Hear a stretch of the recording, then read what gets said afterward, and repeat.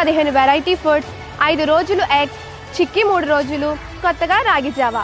ఇలా న్యూట్రియంట్స్ అన్ని మా బాడీకి అందడం వల్ల మా హైట్, గ్రోత్, మెమరీకి ఎంతో హెల్ప్ అవుతుంది. రాగి మాల్ట్ అనేది జాగ్రత్త యాడ్ చేసి ఇవ్వటం అనేది కూడా, ఎందుకంటే దానివల్ల అయాన్ ఇంప్రూవ్మెంట్ ఉంటుంది బాడీలో. ఆ యొక్క అయాన్ ఇంప్రూవ్మెంట్ వల్ల ఇంకా కంప్లీట్ ఫుడ్ పిల్లలకి అందుతుంది అన్నమాట. మాకు ప్రతిరోజు ఒకే ఆహారం కాకుండా రోజుకొక ఆహారం మారుస్తున్నారు.